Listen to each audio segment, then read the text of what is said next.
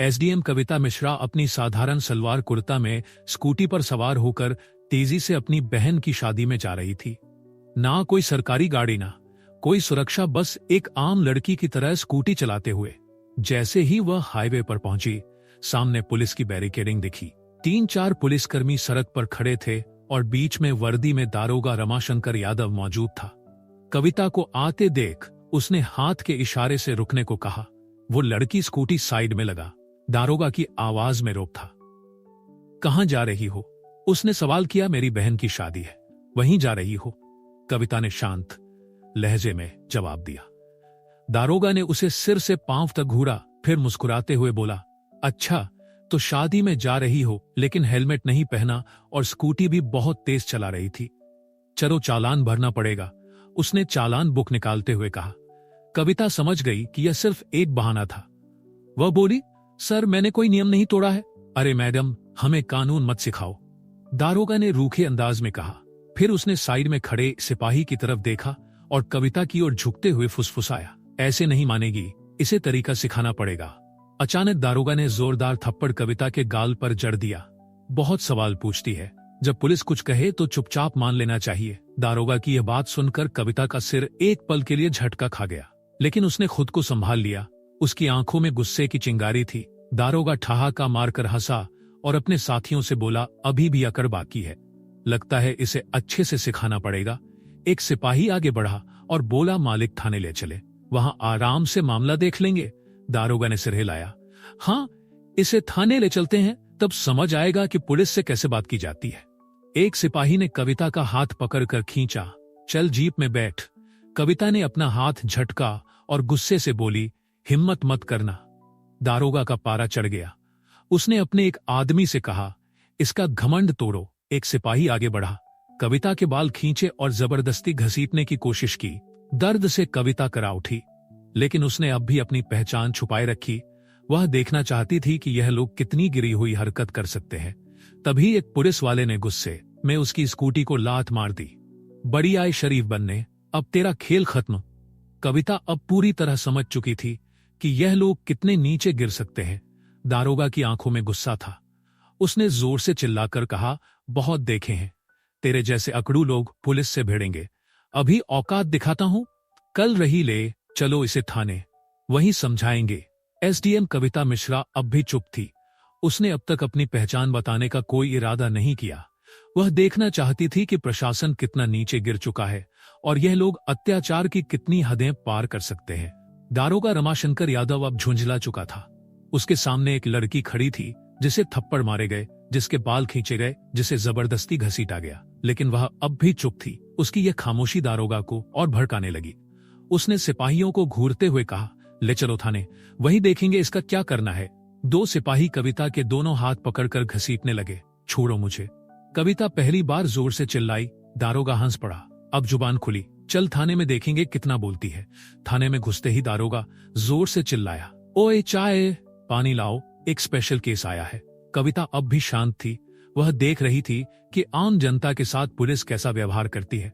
दारोगा ने अपने जूनियर से फुसफुसाकर कहा, सुन, किसी तरह इस पर कोई केस डाल दो। सिपाही ने पूछा, क्या केस सर? दारोगा हंसा, कोई भी चोरी, जेब ततराशी बस अंदर डालना है।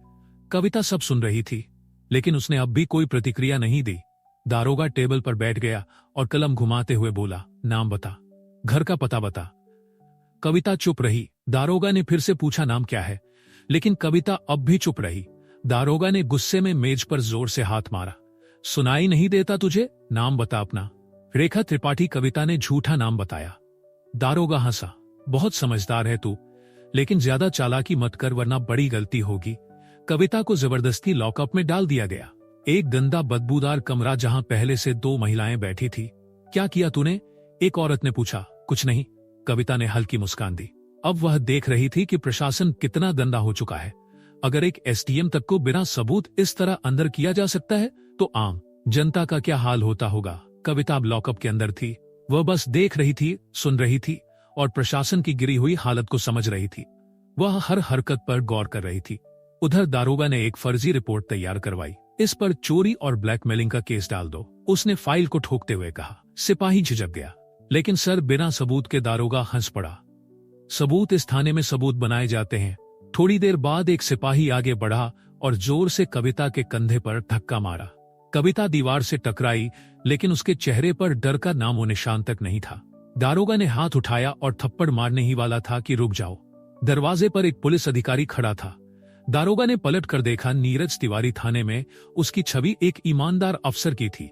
उसने लॉकअप में बंद महिलाओं को देखा। उनकी हालत देखकर उसके माथे पर शिकन पड़ गई। यह सब क्या हो रहा है? उसने सख्त आवाज में पूछा। दारोगा रमाशंकर मुस्कुराया।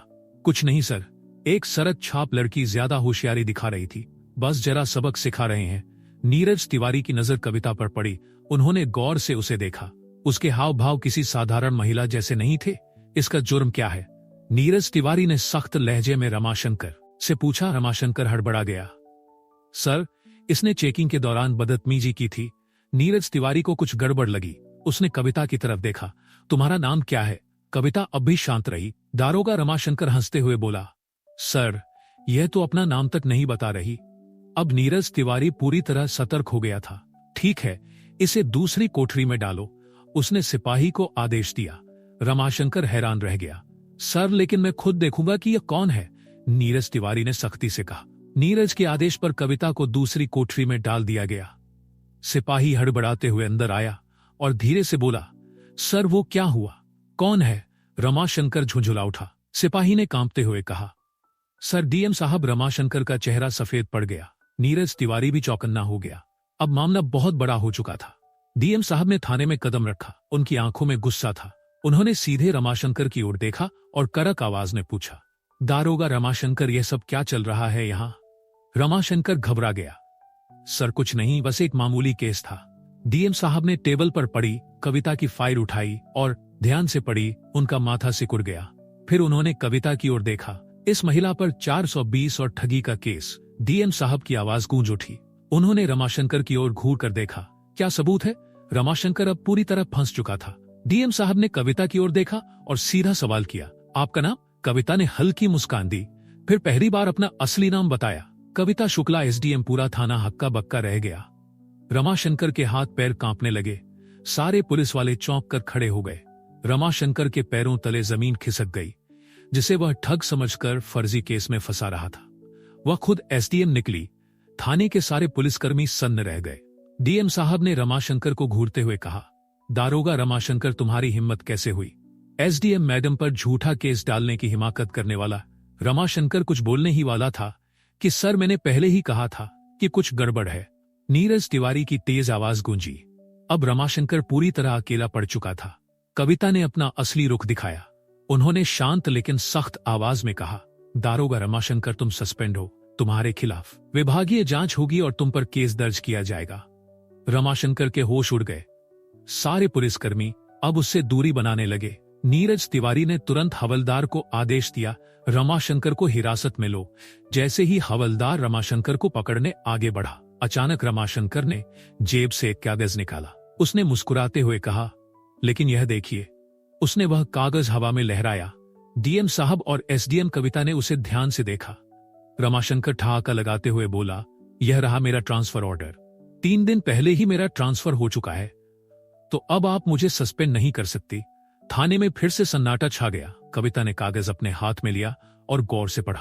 क्या यह असली है? डीएम साहब ने कड़े स्वर में पूछा। फिर उन्होंने नीरज तिवारी की ओर देखा और आदेश दिया, इस कागज की तुरंत जांच करो। फिर सख्त लहजे में बोले, अगर यह असली निकला तब भी रमाशंकर का निलंबन रोका नहीं जा सकता।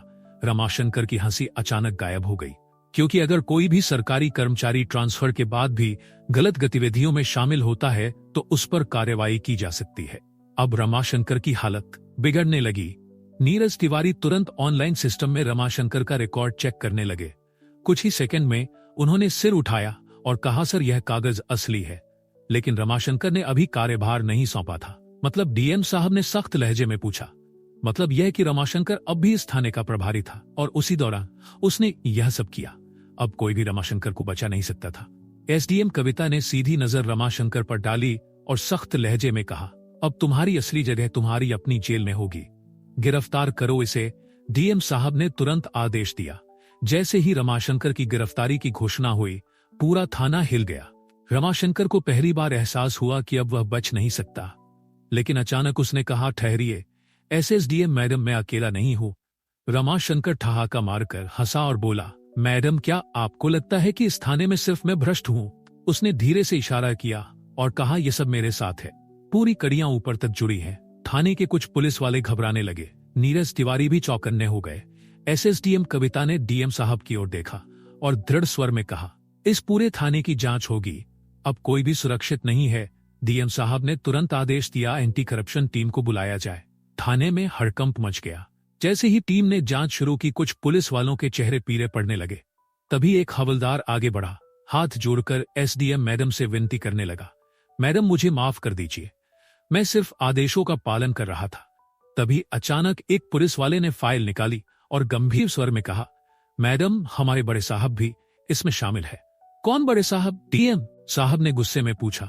पुलिस वाले ने डरते डरते जवाब दिया, एसएसपी साहब। अब पूरा मामला ऊपर तक पहुंच चुका था। थाने में सन्नाटा छा गया। डीएम साहब ने गहरी सांस ली और सख्त आवाज में बोले, इस थाने के पूरे स्टाफ को तत्काल प्रभाव से निलंबित किया जाता है। आदेश मिलते ही पुलिस वालों के होश उड़ गए। कुछ ने तुरंत अपने फोन निकालकर कॉल करने की कोशिश की, कुछ सिर झुकाकर चुपचाप खड़े रहे और कुछ दारोगा बचने का रास्ता ढूंढने लगे। लेकिन अब कोई नहीं बच सकता था। एसएसडीएम कविता ने डीएम साहब की ओर देखा और बोली, अब हमें एसएसपी साहब से भी जवाब लेना होगा। डीएम ने तुरंत आदेश दिया, एसएसपी को अभी बुलाया जाए। अब यह मामला पूरे जिले में हलचल मचा चुका था। थाने के बाहर कुछ पत्रकार गुप्त रूप से खड़े थे। जैसे ही उन्हें भनक लगी कि पूरा थाना सस्पेंड हो चुका है, वे तुरंत ये खबर फैलाने लगे। अब सच खुलकर सामने आने वाला था। तभी एक काले शीशों वाली गाड़ी थाने के सामने आकर रुकी। एसएसपी साहब खुद आ चुके थे। थाने में कदम रखते ही उन्होंने चारों तरफ नजर दौड़ाई। पूरा थाना सस्पेंड हो चुका था। गुस्से से भरकर उन्होंने कहा, यह क्या नाटक चल रहा है? लेकिन एसडीएम कविता बिल्कुल शांत थी। उन्होंने एसएसपी की आंखों में देखते हुए कहा, आपको लगता है कि आप बच जाएंगे? नीरज तिवारी ने एसडीएम को एक फाइल सौंपी। यह फाइल एसएसपी साहब के भ्रष्टाचार के ठोस सबूतों से भरी थी। कविता ने ठोस आवाज में कहा, एसएसपी साहब जरा देखिए आपके सारे काले कारनामे। अब एसएसपी के चेहरे से पसीना टपकने लगा। डीएम साहब ने सख्त लहजे में आदेश दिया, एसएसपी को तुरंत गिरफ्तार करो। पूरी पुलिस फोर्स हैरान थी। इतने बड़े अधिकारी को पहली बार किसी ने खुली चुनौती दी थी। जैसे ही एसएसपी की गिरफ्तारी हुई, पूरा मामला हिल गया। अब यह मामला राज्य स्तर तक पहुंच चुका था। मुख्यमंत्री ने तुरंत आदेश दिया, जिले के सभी भ्रष्ट अधिकारियों को गिरफ्तार किया जाए। आदेश मिलते ही 60 से ज्यादा पुलिस अधिकारी, 25 से अधिक आईएएस अफसर और कई राजनेता गिरफ्तार कर लिए गए। एसडीएम कविता की ईमानदारी ने पूरे सिस्टम को हिलाकर रख दिया था। पूरे जिले में नया प्रशासन लाया गया और भ्रष्टाचार पर कड़ी नजर रखी जाने लगी।